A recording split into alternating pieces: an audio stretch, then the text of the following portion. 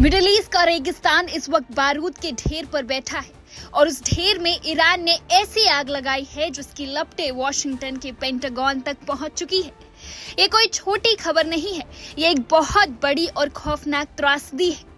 4 अमेरिकी सैनिक, 4 जाबाज जवानों की मौत हो चुकी है। जुलाई 2026 की इस भयानक रात में ईरान के बैलिस्टिक मिसाइलों और सुसाइड ड्रोन ने ऐसा कहर बरपाया कि जॉर्डन से लेकर इराक तक की जमीन कांप उठी। अमेरिका का गुस्सा इस वक्त 7वें आसमान पर है और पूरी दुनिया इस वक्त सांसें रोक कर देख रही है, क्योंकि अब जो होगा वो सीधा महायुद्ध का ऐलान हो सकता है। बात जुलाई 2026 के मध्य की है।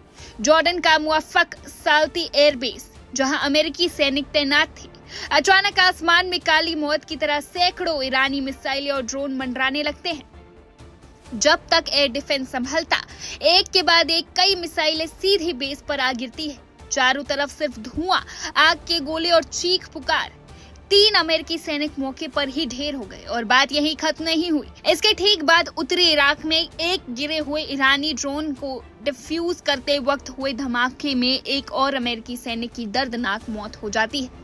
फरवरी 2026 में ईरान से छिड़ी जंग में ये अमेरिकी सेना के लिए अब तक की सबसे बड़ी और सबसे घातक तबाही साबित हुई है।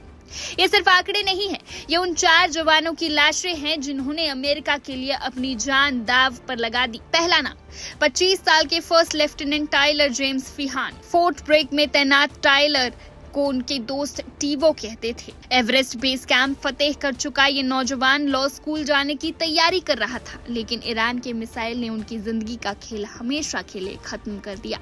शहादत के बाद उन्हें मरणोपरांत कैप्टन बनाया गया और ब्रॉन्ज स्टार और पर्पल हार्ट से सम्मानित किया गया। दूसरा नाम सिर्फ 19 साल के प्राइवेट इसाबेला गोंजालेस। टेक्सास की रहने वाली इसाबेला ने खुद मांगकर जॉर्डन में अपनी तैनात कराई थी। जो लड़की कल तक अपने डांस और मुस्कान से पूरे कैंप में रौनक लाती थी, आज वो कफन में लिपटी अपने घर लौट रही। तीसरा नाम 28 साल का सर्जेंट एंजल सारा रैमप्रासाद। न्यूयॉर्क के क्वींस की रहने वाली एंजल सिग्नल ऑपरेशंस की माहिर थी और वो भी इसी ईरानी हमले का शिकार बने। चौथा नाम वो जाबाज जो इराक में गिरे ईरानी ड्रोन के खतरनाक जाल को साफ करते हुए शहीद हो गया। इस खबर के आते ही वॉशिंगटन में पेंटागन की दीवारें हिल गई। अमेरिकी राष्ट्रपति ट्रंप ने 4 वीरों की मौत पर शोक जताते हुए ईरान को साफ शब्दों में चेतावनी दी है। यूएस सेंट्रल कमांड यानी कि सेंटकॉम ने पूरे मिडिल ईस्ट में रेड अलर्ट जारी कर दिया है। अमेरिका के युद्धपोत, फाइटर जेट्स और बॉम्बर्स अब रनवे पर तैनात खड़े हैं। मिडिल ईस्ट में जारी ये जंग अब एक ऐसे खौफनाक और जानलेवा मोड़ पर पहुंच चुकी है जहां से अब पीछे हटने का कोई रास्ता नहीं बचा है। ईरान ने अमेरिका के खून पर हाथ डाला है और अमेरिका कभी अपने सैनिकों की मौत का हिसाब पेंडिंग नहीं रखता। 4 अमेरिकी सैनिकों की मौत, जॉर्डन से लेकर इराक तक फैला खून और पेंटागन में बजती खतरे की घंटियां। सवाल अब ये नहीं है कि अमेरिका जवाब देगा या नहीं, सवाल ये है कि अमेरिका ईरान पर किस तरह का हमला करने वाला है। क्या अमेरिका सीधे ईरान के तेहरान पर हमला करेगा? क्या मिडिल ईस्ट की ये जंग तीसरे विश्व युद्ध की शुरुआत बन चुकी है? आपके हिसाब से क्या अमेरिका को ईरान के खिलाफ अब सीधा युद्ध छेड़ देना चाहिए? अपनी राय नीचे कमेंट में तुरंत बताएं। क्या मिडिल ईस्ट एक ऐसी जंग की तरफ बढ़ रहा है जहां से वापसी का कोई रास्ता नहीं बचता है? क्या सिर्फ 1 महीने पहले हुआ पीस एग्रीमेंट अब कचरे के डिब्बे में गया है? और बड़ा सवाल यह है कि कुवैत जैसे शांत गल्फ नेशंस अब वॉशिंगटन और तेहरान की इस डायरेक्ट और डेडली कॉन्फ्रंटेशन के सबसे बड़े बैटलफील्ड बन चुके हैं। दर्शकों, आज हम डिकोड कर रहे हैं मिडिल ईस्ट से आ रही सबसे बड़ी, सबसे चिंताजनक और सबसे जरूरी जियोपॉलिटिकल रिपोर्ट को। ईरान की मिलिट्री ने हाल ही में दावा किया है कि उसने कुवैत में मौजूद यूएस मिलिट्री फैसिलिटीज पर एक और बहुत ही बड़ा अग्रेसिव और कोऑर्डिनेटेड ड्रोन अटैक किया है। ईरान की semi official Tasnim news agency के रिपोर्ट के मुताबिक ईरानियन आर्म्ड फोर्सेस ने और large number of attack drones का इस्तेमाल करते हुए वेस्टर्न कुवैत में सिचुएटेड कैंप दोहा पर ऐसा हमला किया है कि यूएस के पैरों तले जमीन खिसक गई। उनके मेन टारगेट्स थे यूएस आर्मी के क्रिटिकल एमिनेशन डिपोज और लैंड फोर्सेस कमांड सेंटर का लॉजिस्टिकल इक्विपमेंट। अब अगर आप इस रिपोर्ट को ध्यान से देखें तो ये कोई छोटा मोटा स्कर्मिश नहीं है। अटैक का टाइमिंग और लोकेशन दोनों बहुत स्ट्रैटेजिक है। ईरान कह रहा है कि यह अटैक कुछ घंटे पहले ही किया गया, यानी सिचुएशन फिलहाल बहुत वॉलेटाइल है और ग्राउंड पर डैमेज कंट्रोल या रिटेलिएटरी प्रेप चल रही होगी। अब इस पूरी कहानी को समझने के लिए हमें पीछे मुड़कर देखना होगा कि आखिर आग लगी कहां से। इस साल फरवरी में यूएस और इजराइल ने मिलकर ईरान के खिलाफ एक बड़ा जॉइंट ऑफेंसिव लॉन्च किया था। उस ऑफेंसिव के बाद से ही पूरे रीजन में एक गन पाउडर केग यानी बारूद के ढेर पर बैठा हुआ है, वैसी तबाही है। ईरान ने तभी क्लियर वार्निंग दी थी कि वो ना सिर्फ यूएस मिलिट्री एसेट्स को डायरेक्टली निशाना बनाएगा, बल्कि उन तमाम गल्फ नेशंस को भी वार्निंग जोन में रखेगा जो अमेरिकन फोर्सेस को अपने यहाँ एयर बेसेस या मिलिट्री इंफ्रास्ट्रक्चर प्रोवाइड करने दे रहे हैं, और कुवैत का नाम सबसे ऊपर था। अब इस कॉन्फ्लिक्ट के बीच पिछले महीने एक बहुत बड़ा डिप्लोमेटिक ब्रेक थ्रू देखा गया। पाकिस्तान ने दोनों देशों के बीच मीडिएट किया और यूएस और ईरान ने एक मेमोरेंडम ऑफ अंडरस्टैंडिंग यानी एमओयू साइन किया था। अब इस एमओयू का मकसद था टेंशन्स को खत्म करना और एक लास्टिंग पीस अग्रीमेंट तक पहुंचना। पूरे ग्लोबल मार्केट और डिप्लोमेटिक कम्युनिटी ने राहत की सांस ली थी कि शायद एक बड़ा रीजनल युद्ध टल गया, लेकिन जियोपॉलिटिक्स में शांति अक्सर एक छोटी सी खामोशी होती है, किसी बड़े तूफान से पहले की। पिछले ही हफ्ते वर्ल्ड के सबसे sensitive oil transit route straight of Hormuz में दोनों देशों के बीच दोबारा क्लैशेस शुरू हो गए। आमने सामने की फायरिंग और लोकल अटैक्स ने उस पाकिस्तान मीडिएटेड पीस डील की धज्जियां उड़ा दी। और अब कुवैत के कैंप दोहा पर हुए ये ड्रोन स्ट्राइक इस बात का सबूत है कि डिप्लोमेटिक डोर्स लगभग बंद हो चुके हैं। अमेरिकी सैनिक मारे जा चुके हैं और ईरान अपनी ड्रोन्स मिसाइल से ऐसा हमला कर रहा है कि यूएस याद रखेगा। ईरान अब यूएस को मिडिल ईस्ट से उखाड़ फेंकना चाहता है, जो एक बहुत बड़ा लक्ष्य है, लेकिन ईरान के लिए अब असंभव नहीं लग रहा है। आपको समझना होगा कि कैंप दोहा की सिग्निफिकेंस क्या है। कैंप दोहा कोई ऑर्डिनरी चेक पॉइंट या छोटी मोटी मिलिट्री पोस्ट नहीं है।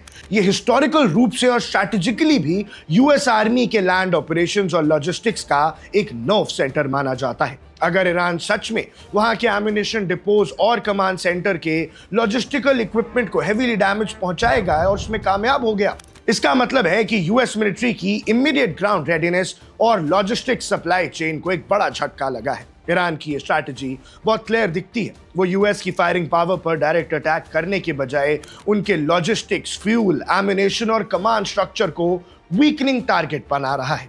ड्रोन्स का मास यूज करना यह भी दिखाता है कि ईरान एयर डिफेंस सिस्टम्स को सैचुरेट यानी ओवरवेल्म करने की कोशिश कर रहा है ताकि ज्यादातर ड्रोन्स हिट कर सके। इस वक्त दुनिया के सामने दो सबसे बड़े और डिसाइसिव सवाल है। पहला सवाल, वॉशिंगटन डीसी का अगला कदम क्या होगा? प्रेसिडेंट और पेंटागन इस अटैक को बिना किसी जवाब के नहीं छोड़ सकते। क्या यूएस अब ईरान के अंदर उनके ड्रोन लॉन्च साइट्स और आईआरजी बेसिस पर डायरेक्ट एयर स्ट्राइक्स करेगा? अगर यूएस ने ईरान के मेनलैंड पर डायरेक्ट अटैक किया तो ये कॉन्फ्लिक्ट दो देशों के बीच की लिमिटेड वॉर नहीं रहेगी, बल्कि एक फुल ब्लोन रीजनल कैटास्ट्रोफी बन जाएगी। दूसरा सवाल, कुवैत, सऊदी अरेबिया, यूएई और बाकी गल्फ नेशंस का क्या होगा?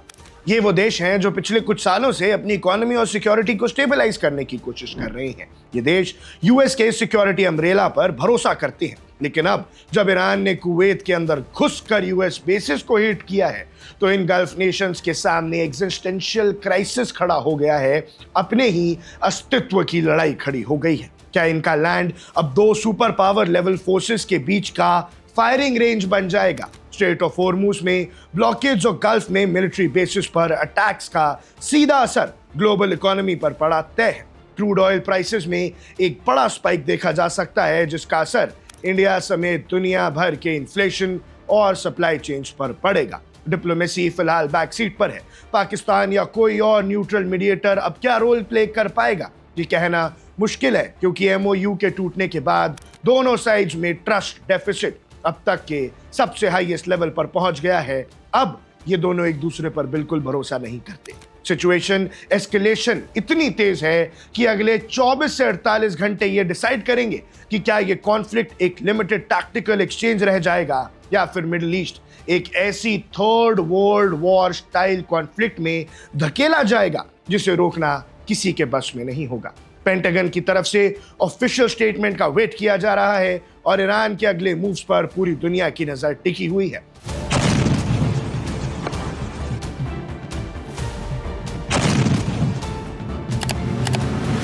रॉकेटों की गड़गड़ाहट, आसमान चीरती क्रूज मिसाइलें और अब निशाने पर फौज के कैंप नहीं बल्कि दुनिया की सबसे बड़ी टैंक कंपनी का वो डेटा जिस पर खरबों का कारोबार टिका है। मिडिल ईस्ट का बारूद अब सिर्फ सरहदों पर नहीं झुलस रहा, ये सीधा हमारी और आपकी डिजिटल दुनिया की गर्दन पर आ पहुंचा है। ईरान के सबसे खतरनाक लड़ाके IRGC ने दावा किया है कि उसने बहरीन में अमेज़न के दिल पर हमला कर दिया है और उधर वॉशिंगटन से डोनाल्ड ट्रंप की फौज ने लगातार 10वीं रात ईरान के मिसाइल ठिकानों को शमशान बना दिया है।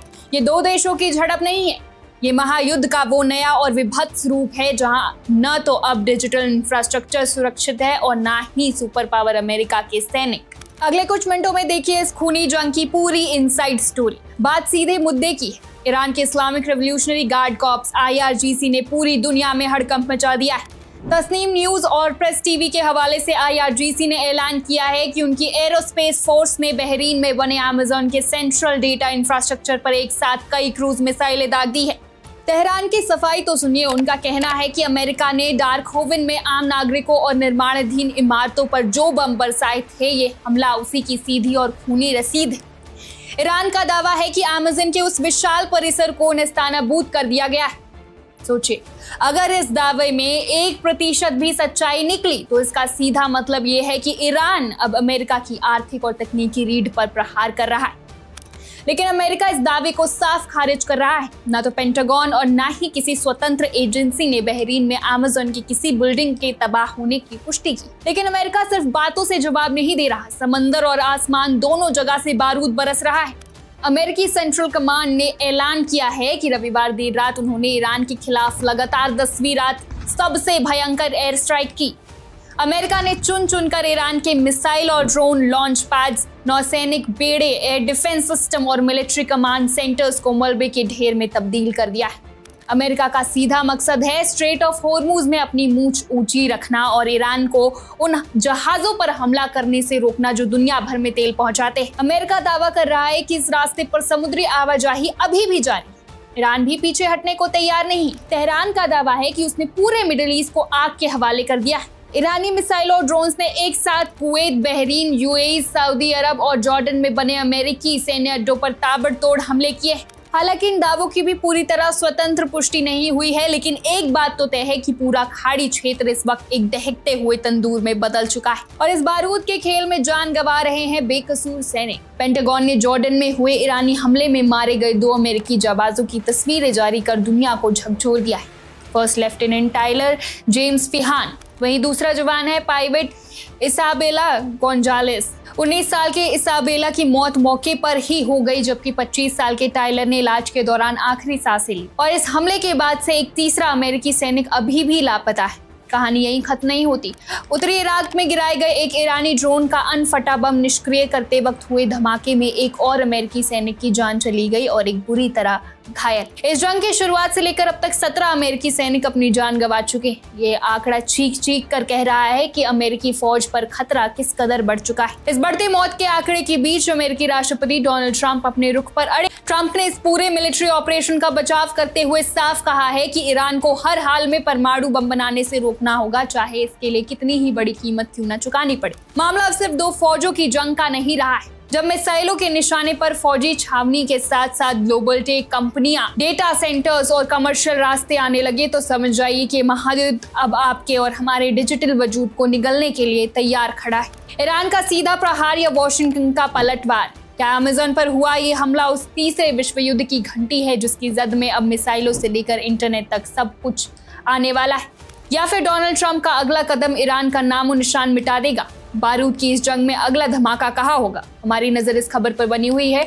मिडिल ईस्ट की जंग में अब वो हथियार निकल चुका है जिसके सामने आते ही वॉर रूम्स का नक्शा बदल जाता है। इजराइल का दावा है कि ईरान ने जॉर्डन की सीमा की तरफ अपनी सबसे एडवांस बैलिस्टिक मिसाइलें सेजल दाग दी है। ये कोई मामूली रॉकेट नहीं है, ये तेहरान के शस्त्रागार का वो दैत्य है जिसे ईरान सिर्फ और सिर्फ आखिरी युद्ध के लिए बचा कर रखता है। जॉर्डन में सायरन चीख रहे हैं, इजरायली सेना हाई अलर्ट पर है और दुनिया भर के डिफेंस एक्सपर्ट्स सन्न है।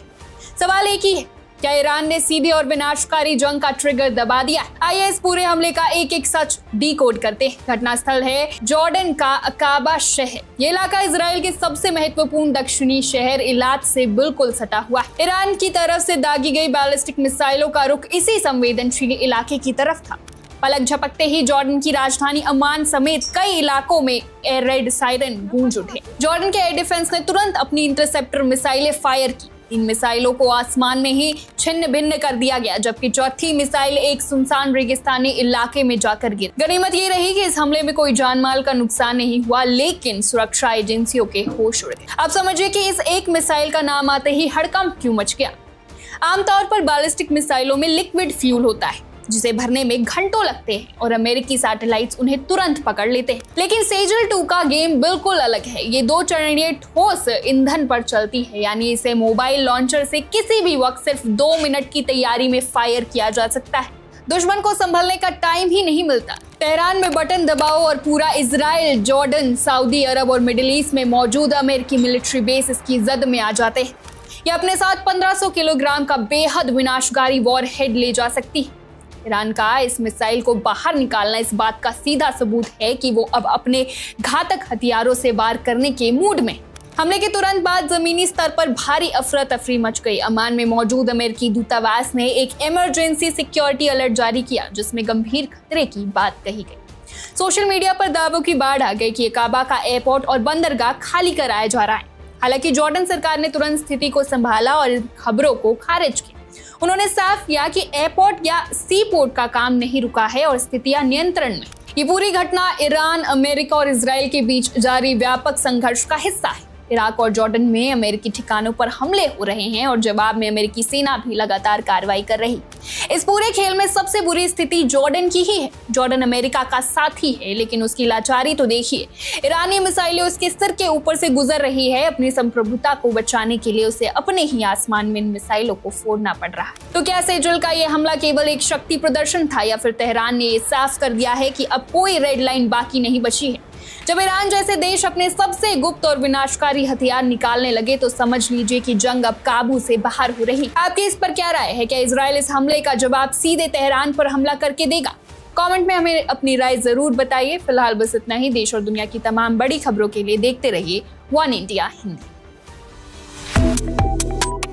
Subscribe to One India and never miss an update. Download the One India app now.